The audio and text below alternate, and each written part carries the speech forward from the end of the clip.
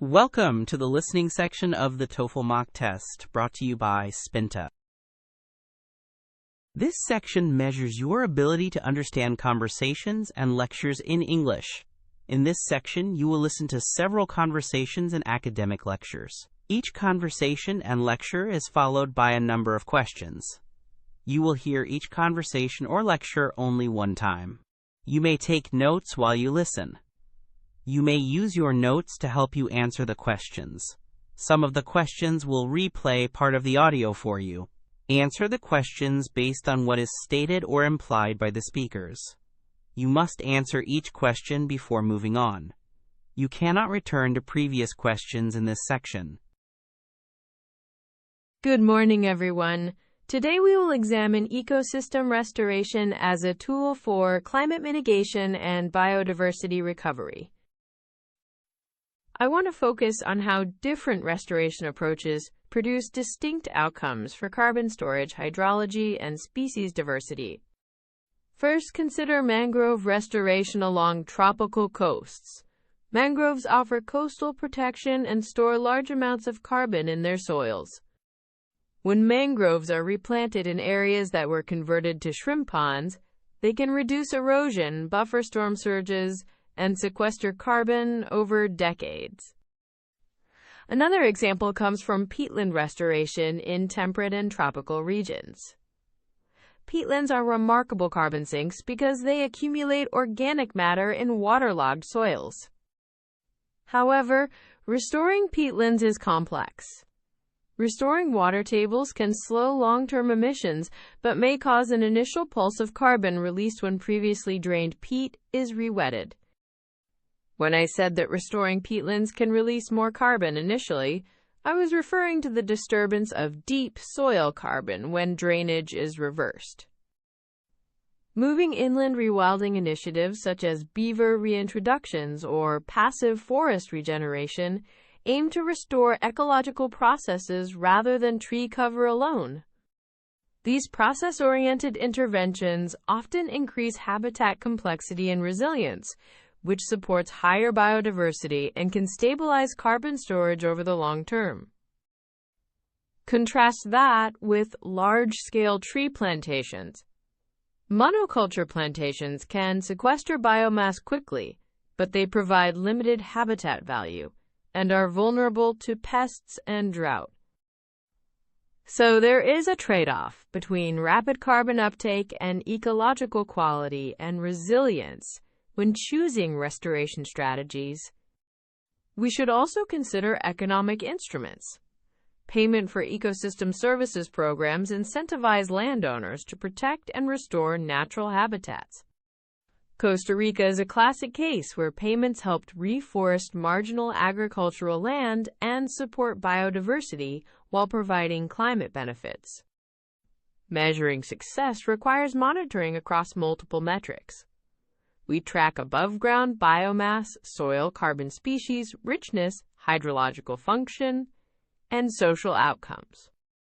Technologies such as remote sensing drones and LiDAR have become essential for scaling up monitoring and detecting changes in vegetation structure and carbon stocks. A practical study in the Netherlands used LiDAR to quantify canopy recovery following rewilding and found faster structural complexity recovery than expected in 10 years. We must be careful with timescales.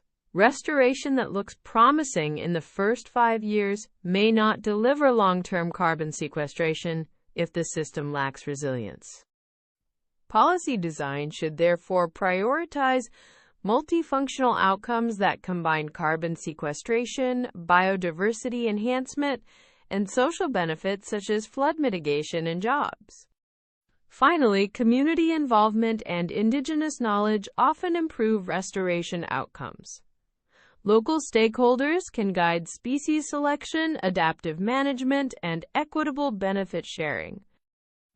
In summary, ecosystem restoration is a promising but nuanced climate tool. Success depends on matching strategy to context monitoring across metrics and balancing short-term gains with long-term resilience. Next class, we will examine the mathematics of carbon accounting and model scenarios for different restoration portfolios.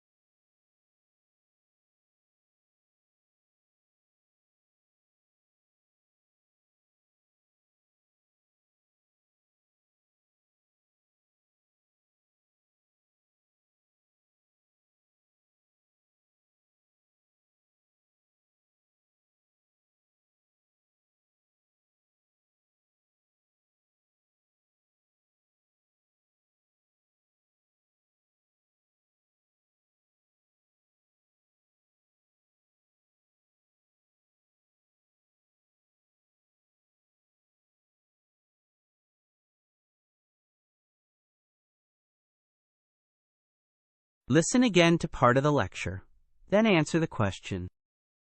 When I said that restoring peatlands can release more carbon initially, I was referring to the disturbance of deep soil carbon when drainage is reversed.